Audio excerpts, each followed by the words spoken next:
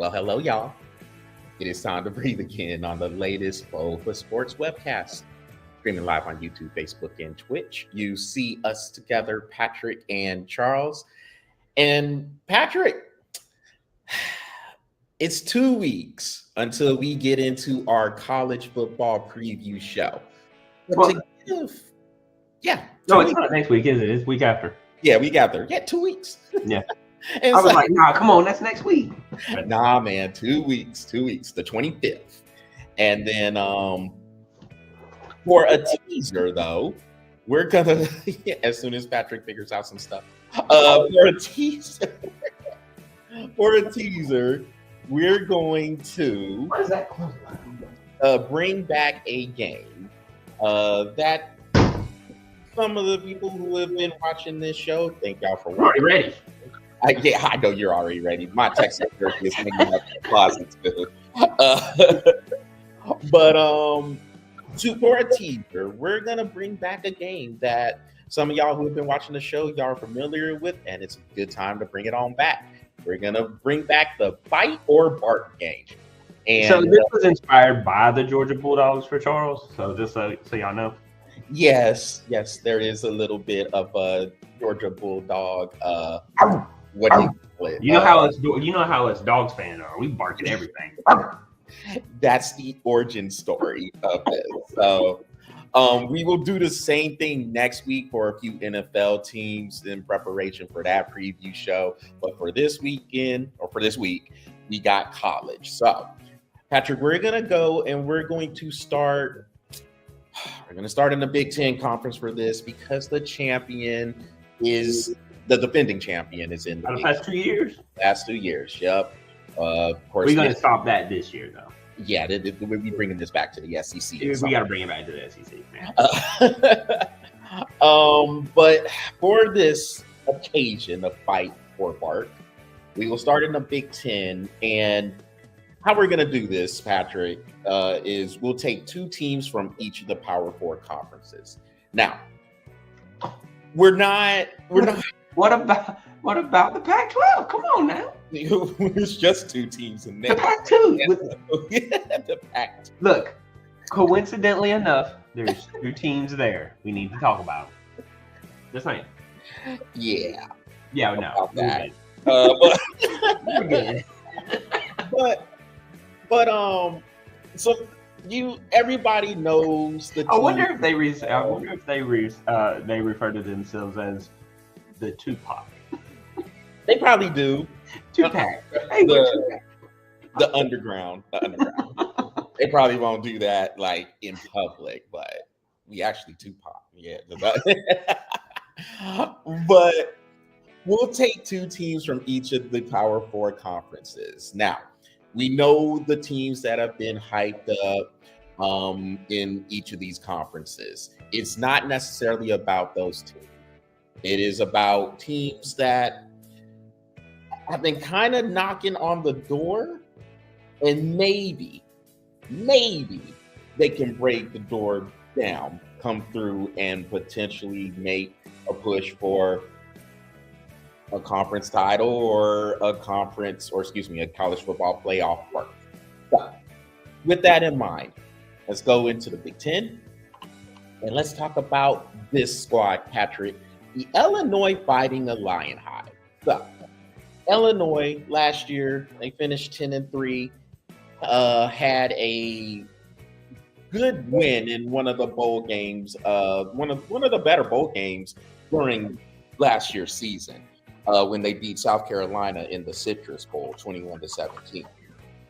We know Illinois' coach is Brett Bielema, and they're going to have a good power running, ball control offense, and their defense is going to be pretty solid. Of course, there's some questions on whether or not they can get some explosive plays down the field. If they can, they may be able to make some noise with Ohio State and Penn State. And then, of course, we'll see if Michigan gets back to that elite level this year as well. So, Patrick, bite or bark on the Fighting Illini? Well, So I had to pull up their schedule. So I'm looking at their schedule, and I mean, dude, they got a pretty favorable schedule. I mean, really, they got Ohio State at home, and that makes that a very interesting schedule. I'm gonna say they got a lot of bite. Coming off that big bowl win that they had last year. Plus, they went what would you say 10-2? 10-3. Yeah. 10-3. So they go 10-3, and they had a big bowl game. I mean, their schedule looks very, very, very. They match up very well to these teams that they're playing against. So I'm gonna go with bite, man. I think that this team is going to be a lot better than they even were last year, and I don't think that they're going. I think they're going to make a lot of noise. I think a lot of noise in the Big Ten.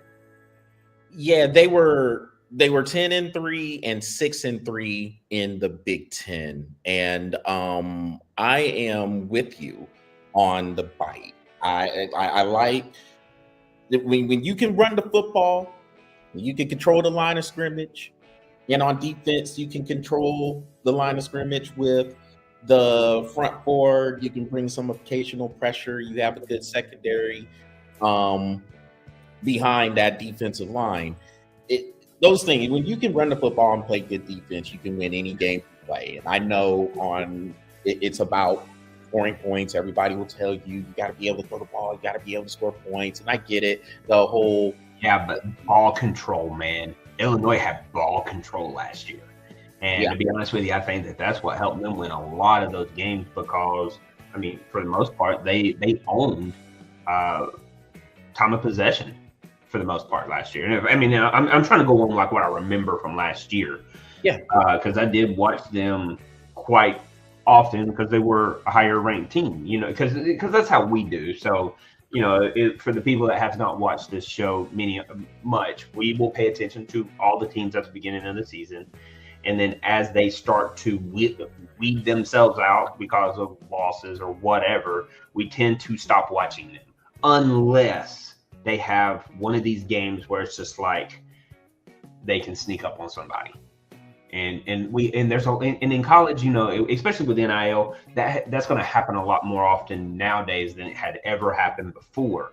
So, you know, when we see this team that's, you know, 1-4, you know, they kind of killed their chances for any kind of playoff challenge or playoff implications or whatever. They can still get a bowl game, but they kind of killed their playoff chances. But then all of a sudden, you know, a 1-4 team goes up against a 5-0 Ohio State. All of a sudden, that game becomes very interesting. It becomes very interesting, especially if they're going to Illinois. Just saying, you know. So I mean, look, their schedule looks very favorable. I like what Illinois is doing, especially with a lot of the pickups that they got. They got some really good wide receivers, and they added some more smash to that run game as well. So ball control. I think if Illinois goes with ball control, dude, I kind of got them going like. Probably 11-2. They could possibly even go. They could probably go 12-1. So, yeah, like I said, I'm with you. I think there is some bite to Illinois. I do think they can make some noise in the Big Ten. I think just off the top of my head, I know they lost to Penn State last year, and that was in Happy Valley over there in State College, PA. 21-7, I believe, was the final score there. I don't know how you remember crap like that. And they lost to Minnesota, and I remember that game vividly because that was one of the games that you got right and I got wrong in the midst of our our college football pick'em challenge. So, yeah. I couldn't tell you. All I know is I'm 2-0 on the seasons. For the year. Yeah, in the 2 years prior, yes. And so we got to remember that. Oh my gosh. But you're right. They lost to Penn State 21-7, and then they lost to Oregon. They got smashed by Oregon. Yeah, Oregon did smash them. And then Minnesota 25-17. Yeah, and so the the one game that they got smashed in was that one against Oregon. So where Illinois could have an issue is if they do face a team that has a little bit of speed that could give them some problems. And so that ball control offense they bring is Ohio State's the only one that does. Yeah. Have you looked at their schedule yet? Who, Ohio State's? I have no. Or Illinois. No. They got Western Illinois, Duke, Western Michigan, Indiana, USC, Purdue, Ohio State, which is, I feel kind of like their one loss that they're probably going to take. Mm-hmm. Washington, Rutgers, Maryland, Wisconsin, Northwestern. Yeah, that is very manageable. The Wisconsin game is always, that's a battle. That's a border. That's a border battle. And they're playing it at Wisconsin. So yeah, they gotta travel there. So that one could be pretty tricky. But yeah, I agree. That is a manageable schedule. And I think Illinois, that's a bite. Yeah, that is a huge bite. I had to look at their schedule and I was like, yeah, that's a bite. They're gonna bite some hands. I need to get a couple of them to feed them. Yeah. Well, so we agree on Illinois. Let's look at the other team. And Patrick, I'm wondering about Nebraska. Wondering about the Cornhuskers. You have Matt Rule there for his third year, and so the thing with Nebraska is they have had a good amount of close losses where they could not, and this is going back 2-3 seasons where they were in these games, just could not make the play to break through, just could not finish. And as it was, last year they were, as I am looking at these standings again, so yeah, they were 7-6, 3-6 in conference. I remember they lost to Illinois in overtime last year, and they had a couple of other close losses there too. So can Nebraska finally start to make some of these plays and break through and become maybe, and I guess in Illinois' case too, because Indiana had a good year and were able to get into the college football playoff. But can Nebraska, when Matt Rule's third year, they got the quarterback Dylan Raiola. Yeah, Raiola. He was doing some things last year. Then he kind of hit a little bit of a wall, but he picked it back up, and now he's back for his sophomore year, looking like he could take that step up. And then they have a pretty good defense as well. It's kind of the same thing as it was with Illinois. They can make those explosive plays. Mm-hmm. So what do you see with Nebraska? Bite or bark? All bark. 2020, they've had a span during their season. Somewhere during that season, whether it's the beginning, whether it's the middle, whether it's the end, there's somewhere in that where they lose all train and all thought of what makes them Nebraska. And then they'll go on a 5-game losing streak. They do it every year since 2020, dude. And it might be even longer. It might not be that long, but I'm just kind of going on like what I remembered this team over the course of the past 4 or 5 years. It's always a 4-game losing streak here or a 4-game losing streak there, and they don't even play what got them to the win streaks. It's just like all of a sudden, how we talk about Penn State, and I'm going to bring up Penn State since you didn't bring them into this conference or into this Bite or Bark conference. You know how we always say, I would love to pick Penn State. We would love to pick them, but they can't beat Michigan or Ohio State. And they'll lose 2 games every season. And it's the same 2 games every season. It doesn't matter if they come to Happy Valley or if they go away. They're losing those games because for whatever reason, they like to play not to lose instead of playing to win. Whatever reason. Nebraska is kind of like that same thing. They'll get into this one thing where they just lose a game. And then they're on their own heads. Now we got to play not to lose. Now we got to play not to lose. Now we got to play not to lose. And then all of a sudden, the next thing you know, they're on a 4-game losing streak, 5-game losing streak, And there's no bouncing back from that, because you can lose early in the season. You lose one game early in the season, and then you can win out, and you'll have a good spot in that playoff. But you can't go on a 5-game losing streak and still have a chance. Until they can win out without going on to a detrimental losing streak, they're all barking. And it's sad, because this is a really good team. They are a really good team. And statistically, on paper, they're a good team. They can run the ball, they can pass the ball, they got really good coaching, and they got good quarterback play.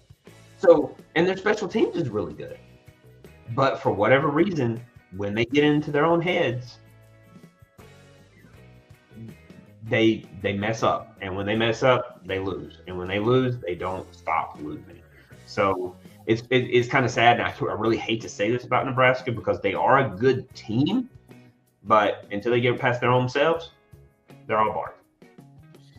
Yeah, the free fall starts like after that loss, and then a lot of times it is a close loss, and then that just it sticks in their heads, and then when they get into those situations again, the doubt creeps in, and most of the time it's something that happens. Could be a back-breaking interception, a special teams fumble, or always leads to a missed field goal.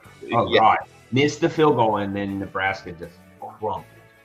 So, all bark to me. Yeah, I think Nebraska is a bark here for me as well. And yeah, I mean, I feel they are close. And you almost feel if they are able to break through on one of these games, like if they do play Illinois. So like if that game that they played last year against Illinois, which was in Lincoln, if Nebraska was able to pull through and win that game, because we both knew that would be a close game between those two teams, and if Nebraska was able to pull that out, that could have set the stage for a lot of the season. Now you have that confidence. You can pull out these close games, or a close game. When you get into that situation again, you have the confidence instead of it, God, we lost this close game, and now, like you said, it's a 4 or 5 game losing streak all of a sudden. So I'm with you. Until Nebraska can show they can break through in one of these close games, it's a bark for me as well. Yeah. And then I'll give you a bonus one. Penn State. I know I mentioned them in my little set through, but I'll call them.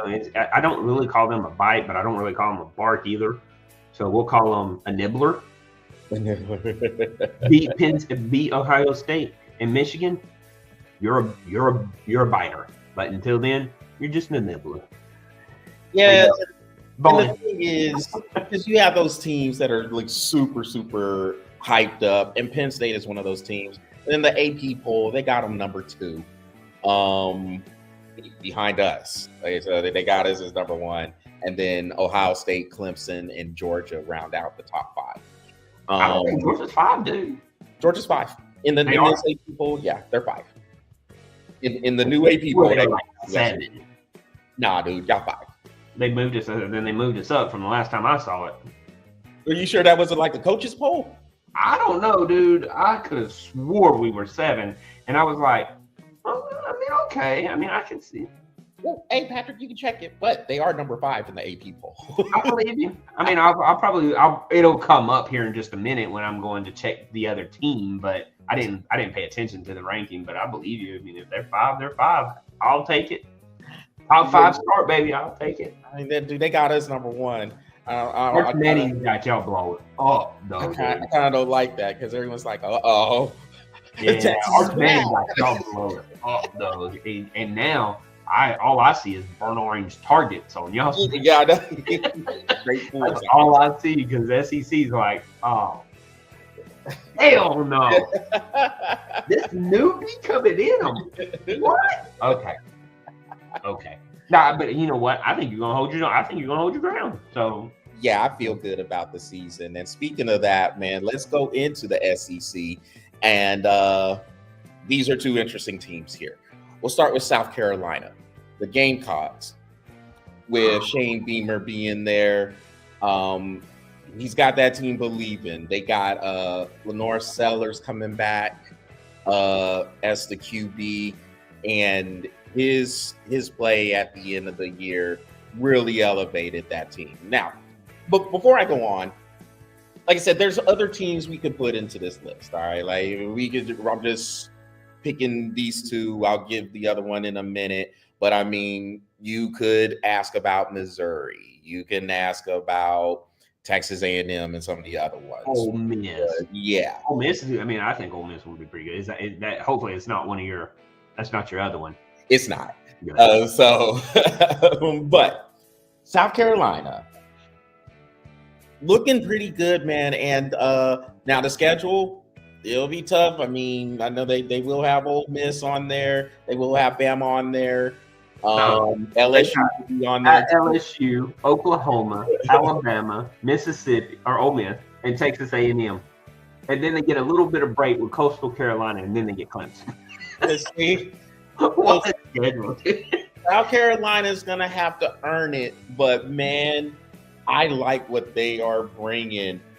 I don't know. Do you have it enough for a bite, or is it? I got them as a bite. But here's the deal. It's hard to pick in this conference because I watch so much, and and a lot of people are going to be like, "Oh, y'all are just biased because your team is in the SEC." All right, look.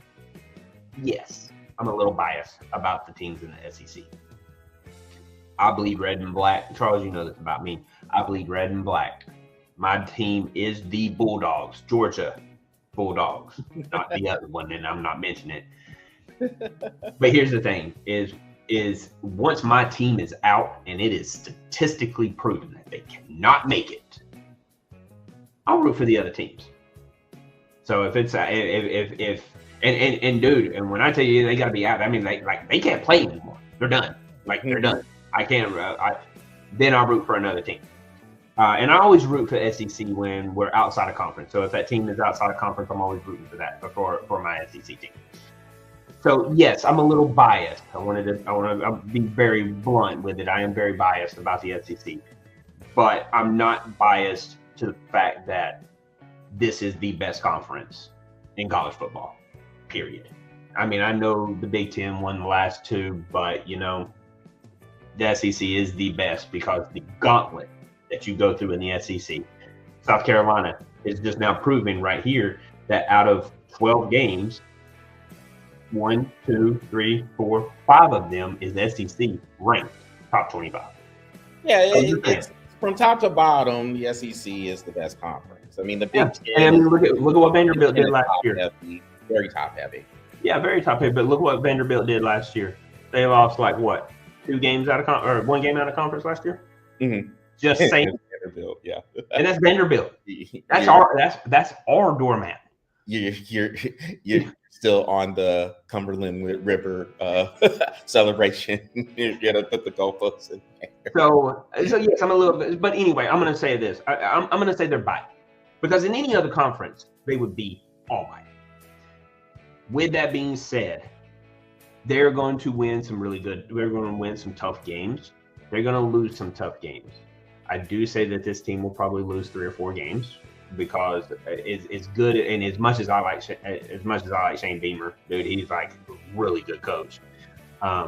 They're just not quite there to win a majority or win a conference. So I give them bite only because I think that they're going to give these teams that are ranked, highly ranked, I think they're going to give them trouble. And they're going to give them a lot of trouble. So either they're going to win or they're going to lose, but obviously, but they're going to give that team, whoever they're playing, a bunch of trouble because they do stack well against a majority of the teams. Like Alabama, they stack well against Alabama. They stack well against Oklahoma. They stack well against LSU. Now, are they going to win those games? We don't know. That's the reason why they play. But I think they stack well against them, and they're going to give them a hard time. So I'll give them a bite. Yeah.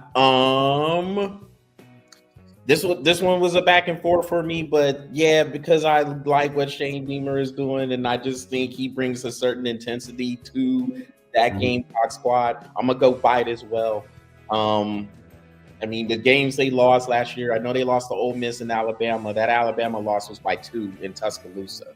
Now, Ole Miss put it on them a little bit. And then their other loss was to LSU, but that was by 3 points.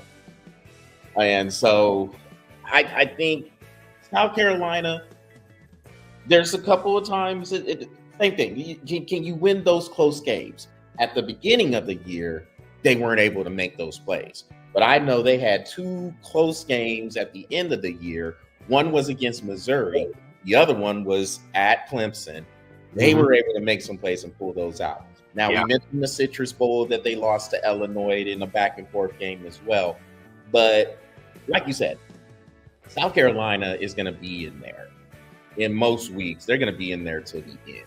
And it's just a matter of can Sellers make a play, or can the defense make a stop? You have to play that team 60 minutes, or you'll lose. If you do not play that team 60 minutes, I don't care who you're playing against. They don't come in. They don't come in like Alabama came into Vandy thinking, oh, we got this game, right? They come in ready to play, and that's the reason why I like what Beamer's doing, man. He has them prepared every week. And so you're going to play that team 60 minutes, or you'll go home with a loss. All right, man. So we got a bite with South Carolina. And here's the other team that I'm going to look at in the SEC, Patrick. How about we go down to the Swamp in Gainesville and look at the Florida Gators? You have Billy Napier. He's coming into his 4th year. The first couple of years look hurtful. They did not look good down there in Gainesville. It was to the point where the seat was super, super hot, and people were ready to run them out of town. Yes, Aaron, we did not forget that you have Northwestern as 15-0 Natties. No, we didn't forget it. So, but good to see you in, by the way, Aaron. But Florida, it looked like they started to figure some things out. Especially at the end of the year. Well, I'm glad you and Charles agree. Yeah. Yeah. But I do not.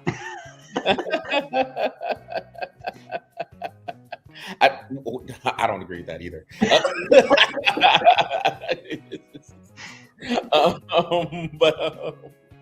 Yes, Florida started to figure some things out at the end of the year, and it looked like they turned a corner. And they had some real good wins against LSU and Ole Miss. And in those games, the Swamp sounded alive. Like the Swamp sounded like how we used to remember the Swamp as one of the most intimidating environments for opposing teams to play in. And I think it actually rumbles because of the yelling. Yeah. I remember that. Yes, I did.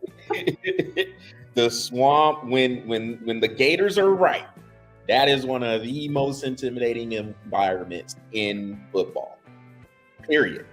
And it looks like that's a fan base that is starting to believe in what Billy Napier is doing. And there are some high hopes down there in Gainesville for what this team could do. Patrick, are you with them with the high hopes? Fight or bark with this one? Okay. When you said the team, it's a tough one. This is probably the tough one. This is the tough one because I like what Napier's doing down there. And quarterback, Lagwig, is that his name? Yeah. Dude, if anybody turned a corner, that kid turned a corner mid-season. My bad. Lagway. Lagway. That's what it was. Okay. So that kid turned a corner, man. And I hated to see him get injured in that game. Again, it's Georgia. I hated to see it because you know how I feel about it, man. Like, I don't want any excuses. I mean, if Florida was going to beat us, then beat us, but you got to do it with your best. I don't like losing with your best on the bench. You know what I mean? I don't like that. I mean, I'll take the win because I need it. You know what I mean? But I don't like to win that way. Mm-hmm. So I hated to see him go down. But, man, if anybody took a turn, that kid took a turn last year and just caught fire. Unfortunately, now there's tape on him. I'm gonna go bark, and this is the reason why. You, as Florida, you have to go, and I think you have to go to LSU, to Miami, and then you get Texas at home. I don't think Miami is. I don't think Miami is always going to be a tough team. It's always going to be a tough team for Florida. It doesn't matter who. It doesn't matter because Miami, Florida, it's a state battle. You don't want to lose. Nobody wants to lose that game. I kind of feel like they're going to be a bark because they're going to get LSU and they're going to get Miami. And does Napier have the ability to keep those kids focused on the game at hand? Or are they going to start worrying about going to Texas and having to play the number 1 ranked team? You know what I mean? That's always going to be the question for Florida until you can get past this part where you're going to always look forward to the next week before the next week is there. I have to go bark. They're a good team. They're a good team, and what Napier has to get Florida to realize is just worry about yourself, worry about the game at hand. Let's play this one, then we'll worry about the next one next week. They haven't shown that they can do that in the past couple of years. Now, when they did make that turn, they were kind of already statistically out. Everybody ruled them out. Hey, Charles, remember the things I was saying? I was like, dude, Napier's going to give him a 2-week notice and be like, nah, I'm good, man. I'm out. I ain't taking that schedule on like he did last year. But no, Napier stood up and he said, we're going to win some games. And they did. So I give it to Napier for that. Can he keep the kids bought in on the process? That's going to be my question. If he can get those kids bought in, they're going to be a great team. But there's a question. Can he do that? So I'm gonna go bark. Yeah, I'm gonna go bite here. And so I think I'm gonna go bite because I think that was part of the turnaround, was getting these kids to buy in and to be focused on what they can control. What I think happened was there was a lot of noise. Where it said, okay, man, look, Napier ain't going to be here. Napier's not going to be here. There's going to be changes coming. And when you hear that as a player, you're wondering, man, am I going to be stable? Is it time for me to go? Mm-hmm. And then you had the athletic director give the dreaded vote of confidence. Now, we know normally when we hear the dreaded vote of confidence, that means they're about to get fired. In this case, that didn't happen. That in this case, they're like, nah, man, look, we're going to give you the chance to turn this thing around to see if you can get the players to buy in. And I think that finish they had where they were able to beat LSU, where they were able to beat Ole Miss, and of course, they're going to go to those places this year. So that's going to be pretty different. They'll have Tennessee coming into Gainesville this year as well, and like you mentioned, with us and of course the world's largest outdoor cocktail party with y'all in Jackson, which is what it always be called. I don't care whatever they changed it to. Hey, I still call our game with OU the Red River Shootouts. So yeah, I think Florida is going to turn around. Now, if you were to ask me right now, I don't think they're going to make it to the conference title game, but I do think they can play themselves into some contention for one of those spots in the college football playoff. I have a lot of belief in this Florida team, and just for the simple fact that they have Florida, they got talent. And so it's just like you said, I do have the belief that Napier has those kids locked in, bought in. And then there was a sense of calm that I saw with them too at the end of the season, where it's like, all right, look, man, we here. Kids are bought in. I actually have a handle on calling plays a little bit now because it looked like Napier didn't know what was going on for him. Yeah, he looked lost in that first half of the season. But the problem was like if you really kind of go back and look at it, he was calling plays, and then quarterback was audible, and then I was like, wow. I was like, okay, probably should have stuck with the play that was called. You just got sacked for 20 yards. Just saying. But yeah, they did. They made a turnaround at the end of the season, though. They looked good at the end. Well, Patrick, that was our first disagreement. So you got a close bark, and I got a close bite. So let's roll over to the Big 12. And bark and bark. You already got a bark and bark. I got him barking. I got him barking. I got him howling. Every team in the Big 12. Yeah. Well, so what? Well, it depends. Dude, everyone I'm howling. I'm going to tell you right now, they're all bark. Oh man, so Texas Tech is a bark for you. Yeah. So here's the thing with Texas Tech. I'll go ahead and give them a nice little introduction. Yeah, give them an introduction, and I'll tell you why I think they're all bark. So they got, well, you don't, apparently you don't believe in no one in the Big 12. Not really. But they got the same thing as what we saw with Florida. Their coach, Joey McGuire, is coming in for his 4th year. And Texas Tech, look, they're one of those teams, Patrick. They can get to 8-4, maybe 9-3, 7-5, somewhere in that level. But they can't ever really seem to break through either. And we know Texas Tech is going to have a pretty good offense. The question with them is their defense. Can they stop anybody? Like to the point where DBs go to Texas Tech and they're not ashamed to say they go to Texas Tech. Can they get there? And so you already got a bark there. Why do you have to bark? Okay. Here's my thing with Texas Tech. If you're going to say you are ready to take that next step, don't lose to TCU 35-34. Win that game. Okay? If you're willing to say, I'm ready to take that next step, don't lose to Baylor 59-35. When you should. These are games you got to win. Yeah, Baylor wasn't good last year. You should have beat Baylor. If you're going to come into me and say, I am ready to go to the next level, when you get your opportunity to prove it, when you're playing Colorado, you do not lose 41-27. At home. Got to win. That was my point. They were at home.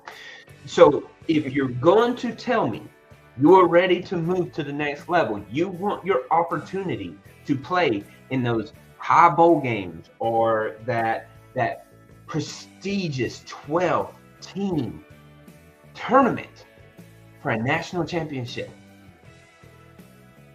You cannot lose to Washington State at the beginning of the season 37-16. Win your games.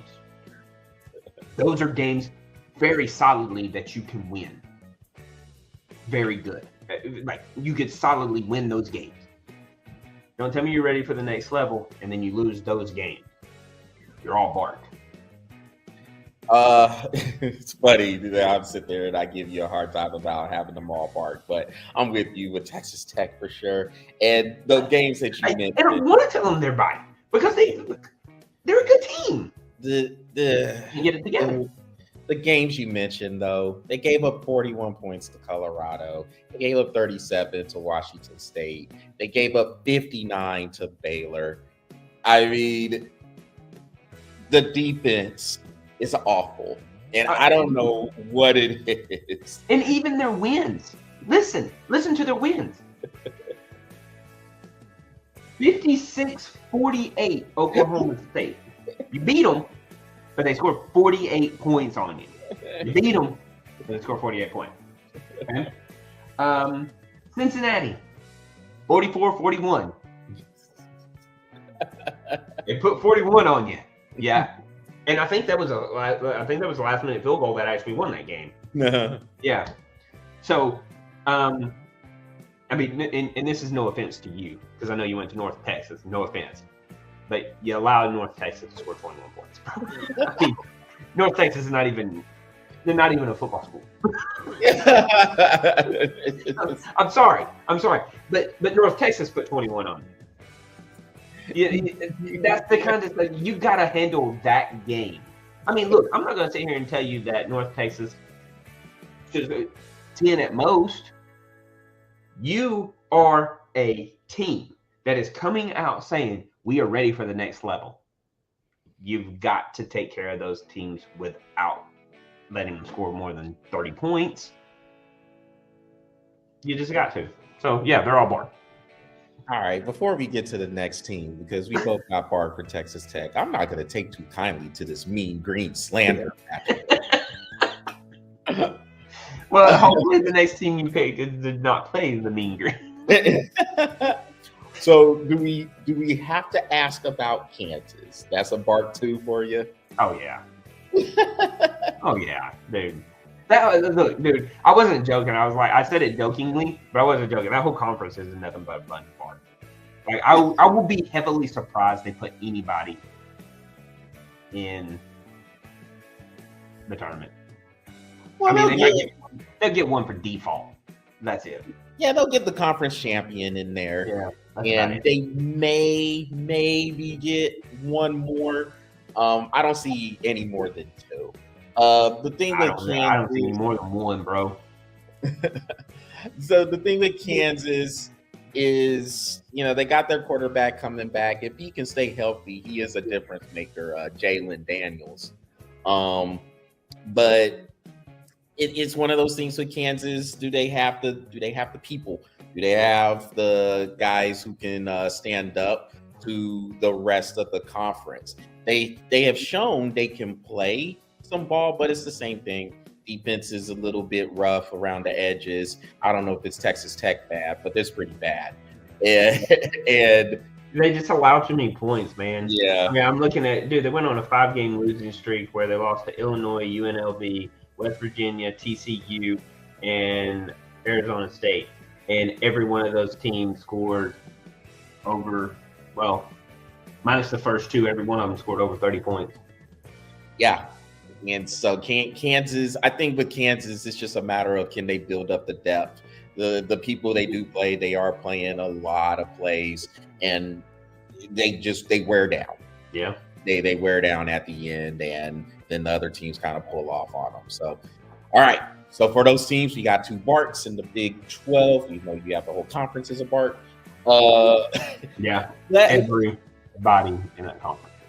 Let's roll over to the ACC then. And this one is interesting. I mean, Clemson is getting a lot of credit. Like, they could be close to the teams that won championships back in 2016 and 2018. I don't know if we're there yet. They're going to have a test right away. They got LSU coming in. So we'll find out a lot about Clemson. Miami, as always, is overhyped. But with that new quarterback they got, I think which I didn't know. But I think that knocks them down even more than what. Probably the reason why they went from 3rd to 10th. Yeah. Boy, yeah, we're talking about Carson back there, but these 2 teams pretty interesting. So I'm gonna start with this one, Patrick. What do you think about these Yellow Jackets, man? What do you think about Georgia Tech? Because I think Georgia Tech is coming. Now, they had some close losses last year. We remember including a 8 overtime. You remember the 8 overtime classic? They lost to Georgia the night after Thanksgiving, and they were in a lot of close games. They were able to beat Miami in one of those close games as well. But this team looks like somebody that may be ready to take the next step, because the coach they got Brett Key. They got him believing. And just like this, there seems to be a pattern that I picked, and I had no idea about this as I was picking the teams out, but they're all coming into their 4th year. And Georgia Tech, Brett Key, he's coming into his 4th year, and it looks like he has the team with the identity here. So, which is the first time since God. It's like Triple option? I was like 10 years, maybe. Yeah, triple option. So Yeah. the first time that Georgia Tech's had an identity other than the triple option Yeah. in 10 years. Yeah. So I'm so glad they got rid of that triple option, man. Good Lord, it's a dying offense. So bite or bark for Georgia Tech. I'm gonna go. Dude, look, I'm from Georgia, and I do not want those Yellow Jackets to beat my dog. But I'm gonna go bite, man. Look, and this is the reason why. I think that Georgia Tech, obviously, they have a real. I mean, me personally, I think they have a real favorable schedule. So I'm gonna bear on that one a little bit. But like you said, identity, and they have a very, very balanced identity. This is probably, like I said, this is one of the best offenses I've seen in the ACC since Clemson 4 or 5 years ago. You know what I mean? So I'm gonna go bite. I think that they can make some really big noise, and I'm gonna say they're gonna be in. I'm gonna say they're gonna be fighting for an ACC championship this year. I'm with you. I think it's a bite too. I think, of course, yeah, you'll have Clemson in there. We'll see what SMU is coming back with. Of course, those are the two teams that played in the ACC championship. You have SMU. Yeah. Did you say SMU? Yeah, I said SMU. Oh, yeah. You did? Okay, I must have. They come back with. Like you said, Miami. Miami's is overhyped. Florida State, I don't know what Florida State's really going to be. They've just been kind of in the doldrums. I don't even know if they've even recovered from 2023 when they missed the playoff after going undefeated. Which I thought was bull crap. Yeah, I think they should have been in there. And then NC State's normally pretty solid, but we'll see what they come out with. NC State is always your ball buster. Yeah. Kentucky, dude, they're just like Kentucky, man. Kentucky is your ball buster in the SEC. Like, yeah, we're 1-10, whatever. Ow! Take a loss. Screw up your whole freaking season. But I do think Georgia Tech is going to be in that running. And for me, I wouldn't be surprised. I wouldn't be surprised to see them in the ACC championship. I think they're that good. Yeah. I think they can be that good this year. Good offensive line. They run the ball well. They can throw off of the run with the play action pass as well. The defense has to get a little bit better. There were some games where they did give up a lot of points. But if they can make those improvements, particularly on we got 2 ranked teams to play against this year. Yeah, so that's what I'm saying. In Georgia. That's it. If they can make some adjustments on the defensive line and the linebackers, because I think they'll call aggressive defense. It's just a matter of, can those guys continue to hold up in the back end as well? And I think the back end will be all right. Well, they got a lot more depth this year. So yeah, what they want to do is pressure the quarterback, especially by like corner blitzes and linebacker blitzes, and they blitz a lot. Now they got freaking 5 linebackers now. So, and dude, 2 of them are seniors. So you can put a senior in there, like, just rotate their linebackers and constantly put pressure on the quarterback. I mean, look, when I watched them last year, and they were blitzing almost every time I watched them play, they were like blitzing 50-60% of the time, dude. And then that fourth quarter, that into that third quarter, then you would watch them stop because you were like, he knows that they need to get some rest because he's going to blitz them again in the fourth quarter. I don't think they're going to be able to. I don't think they're going to have to stop this year. I think they're going to be able to blitz at will when they want because they got the defense to do it. So, yeah, I like them. I think they're going to be in the ACC championship game. Absolutely. All right, so we got 2 bites for Georgia Tech. Here's the final one, Patrick. What about the North Carolina Tar Heels? We know this is Bill Belichick's first year coaching. Yep. What do you think about the Carolina Tar Heels? I think they do have a pretty good team coming back, and they're just like kind of like Georgia Tech. Their team, sometimes they'll be up, and of course they had some success with Drake May being there. from years past, but kind of an uneven season. We saw the departure of Mac Brown after some pretty bad performances. I think James Madison scored 70 points on him. But now you got Belichick in there. What are you thinking about Carolina? Man, all bark, dude. I mean, look, I get Bill Belichick is his stellar performance with the Patriots, but look, man, he's proven that you got to have a quarterback to run the offense that he's running, and I don't know if that quarterback can run an offense that he is trying to run. It takes a little bit of time to learn that system. We always said that Bill Belichick has the true plug and play in the NFL, but nobody's plug and play was better than Nick Saban. And I know Nick Saban came from Bill Belichick's camp. I get that, but this is a different animal for Belichick, coaching at the college level, dealing with the NIL and all of that stuff. I think they're bite this year, but I would really like to see what he's going to do. You mean Bart? Got him Bart this year? I mean Bart. Yeah, they're Bart. Yeah, I'd like to see what they do by the time year 3. So I mean, me personally, I'm going to have them barking for the next 2 years. So. Yeah, I'm with you there. I think it's a Bart because it's going to be an adjustment period going there, getting the system involved, and like you said, figuring out everything with NIL and the transfer portal. I think it is going to take a little bit of time for that part, and like you said, on the field, getting the system there. He brought a lot of NFL or former NFL assistant coaches with him. And so the college players may have a little bit of time just getting down with the terminology. This isn't to knock their intelligence or anything like that, but it's going to take a little bit of time for that system to be ingrained into that group of players. So I will say this real quick, though. North Carolina, give him his time. Don't bail on him just because you have a bad first year or maybe even a bad second year. Give him his time. Every coach needs at least minimal 3 years to get their system in play. Give him his opportunity. Well, all right, man. So I mean, we got some. I think we just agreed just on the Florida one. Yep.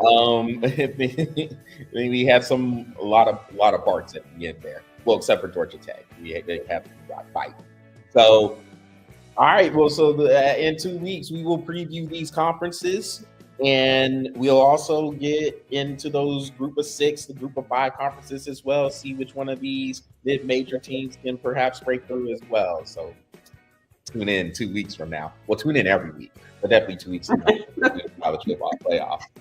I mean, don't just not show up next week. Please show up next week.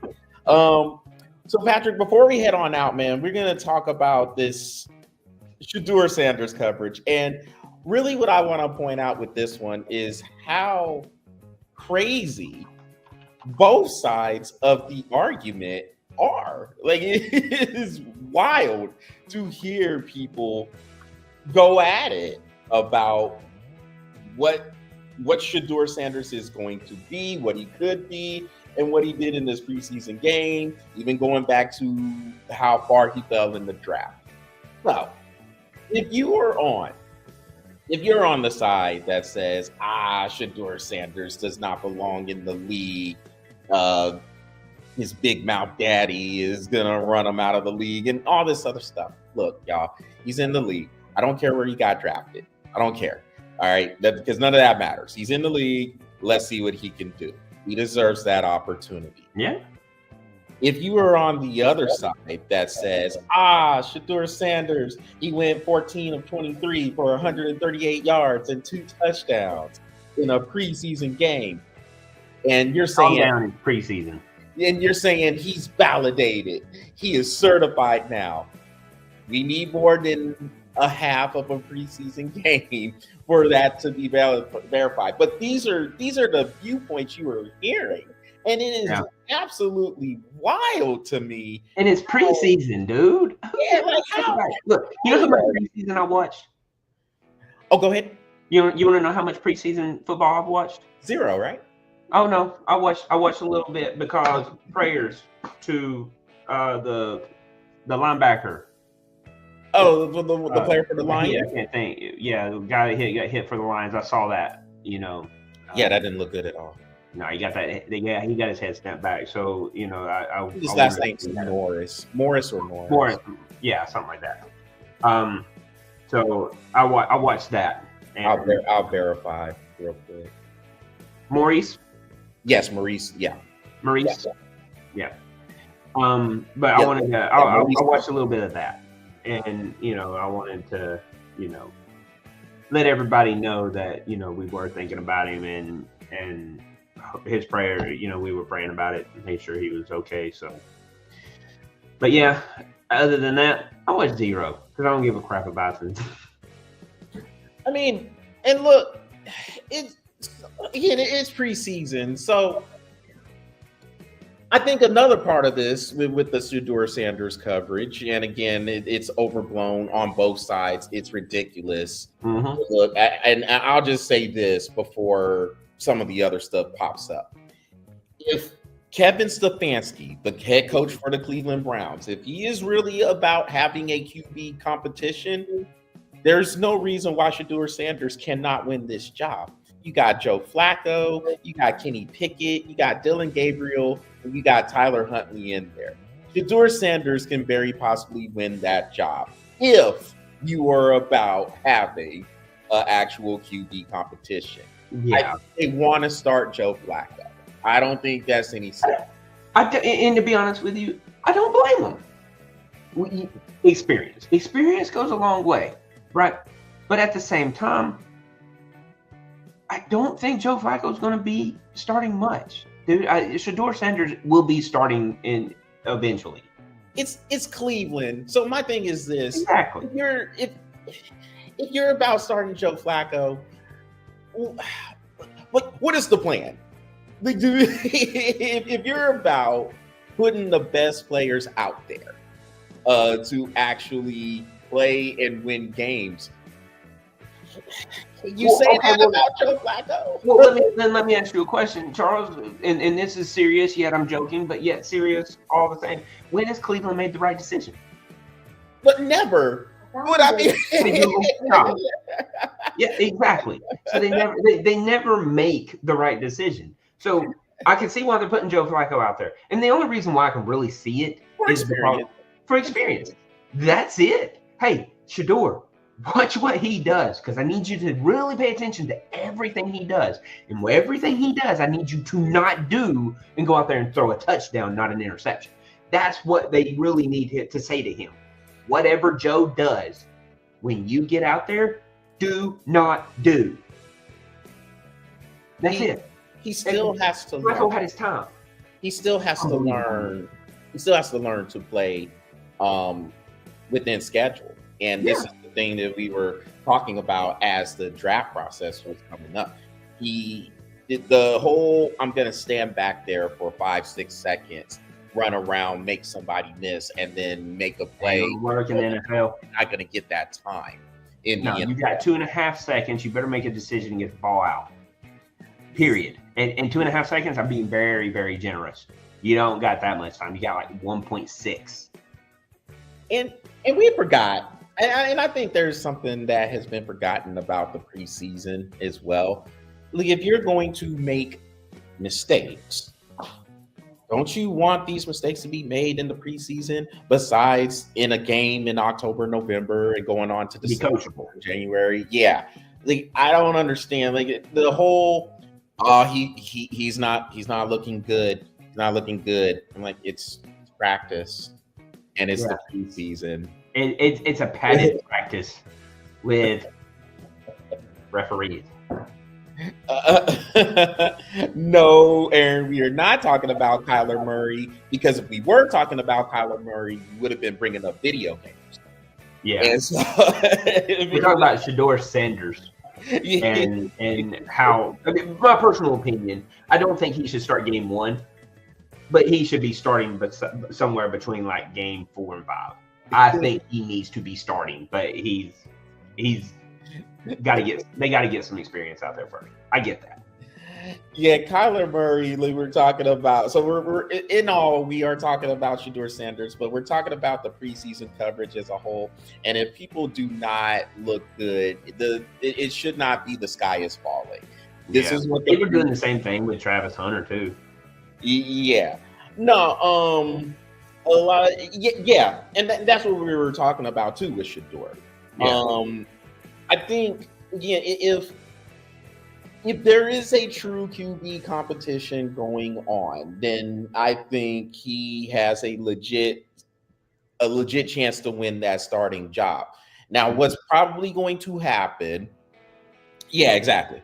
What's probably going to happen, and Patrick pointed this out, what's probably going to happen is Joe Flacco is going to start, and it's probably going to go at least for the first 3 or 4 games, most likely. And then they'll see. We'll see where the Browns are, and if they're 1-3, 0-4 potentially, then we'll see if they go to Shedeur at that point. I know they probably will. I mean, I think they go Shedeur at 2-2. Yeah, 3-1. I don't see the Browns going there. No, they're going to ride 3-1. You ride what you got. And 4-0. Yeah, Shedeur get comfy because Flacco's doing his thing, and that I don't see that happening. Flacco only had 1 good year. That was it. Yeah, and like I said, because so Aaron, I don't know if you remember us saying this like around the draft when things were being brought up and then how they actually developed. But Patrick and I agreed Shedeur Sanders wasn't a first-round draft choice. That we agreed with. Mm-hmm. 2nd round, 3rd round, we figured he would be drafted. 5th round, that's a little low. We didn't think he was going to get to the 5th round. Now, I was saying 3rd. Low 3rd, high 4th, but it really was leaning on that mid to low 3rd. And then when he ended up going to the Cleveland Browns, which was one of the teams that people thought he would be there anyway. I mean, I remember people were really up in arms when Cleveland passed on him in the 3rd round. And so he ended up going back there with the 5th round and shoot. I mean, they took Dylan Gabriel before they took Shedeur. And so, yeah, and the Saints got enough of a mess, Aaron. Saints weren't going to pick him up because they don't know what a quarterback is right now. The Saints have no idea what they're doing either. The Saints left. They were like, the Saints are pushing. I think they'll be pushing for the number 1 overall draft pick. Actually, really, and Pittsburgh, unless they start hunting heads again. Yeah, Bounty Gate, right? And Pittsburgh, Bounty Gate 2026. And Pittsburgh was waiting for Aaron Rodgers, although they did draft Will Howard for I guess, an insurance policy. But they were on that Aaron Rodgers train. So yeah, I do think Shedeur will do enough to get choices. There's not a quarterback there where you're looking at them and you're saying, I would start him over Shedeur, or at least not to the point where you just think it is just a full stop. Yeah, I would start him over Shedeur. It's wide open there. We'll see how much and don't forget about the joint practices either. People are always talking about these preseason games. Teams don't care really about the preseason games anymore, at least not like that. Now, they might get some playing time for a few drives or whatnot, but these joint practices, when they are actually going up and they are practicing against other teams, that is the work. That's the work that these coaches are looking at now. So if they don't play in the preseason game, that's not that big of a deal. They've already made their decision. I mean, preseason is to get that 3rd and 4th string players so you can get your roster down to 52. Yeah, 55, 53. Okay. So your preseason is getting those last 10 people cut. 10 to 12 people cut. That's what preseason is. By now, we've already know that 92% to 95% of that roster is already made even before we're coming into any close football practices or games. We know who is going to be majority on the team. They're just trying to solidify a couple more people. That's it. But yeah, I mean, be honest with you, I looked at Shedeur Sanders and I was like, I feel he should probably be starting by week 5. 1 and 3 is what I see Cleveland going into week 5, starting Shedeur Sanders. Now, granted, it depends on where Cleveland is. If Cleveland has a home game week 5, Shedeur will be starting. If Cleveland has a home game week 4, Shedeur will be starting week 4. He should start at a home game, whether that's week 4, 5, or 6. One of those 3. Home game, Shedeur Sanders will start and finish off the season. Well, all right, Patrick. Well, shoot, we're running short on time here. So before we hop on out, what is coming up for Bro Epic? Well, I got one thing before I do my Bro Epic pitch. Huge shout out to that Pennsylvania Little League girls softball team. They killed the gauntlet this year, so congratulations to them. They won the softball World Series? Yeah, Pennsylvania did. Ah, Little League softball World Series, yeah. Yep. So Bro Epic. Still doing my Monday morning motivation, so check that out. Get you motivation for the Monday, for the week, starting Monday. Then Wednesday we have our episode 4, season 1, episode 4 of Father Son Challenge. It was a pretty good one. I won. Took that punk out. And then catch up the Friday wrap up.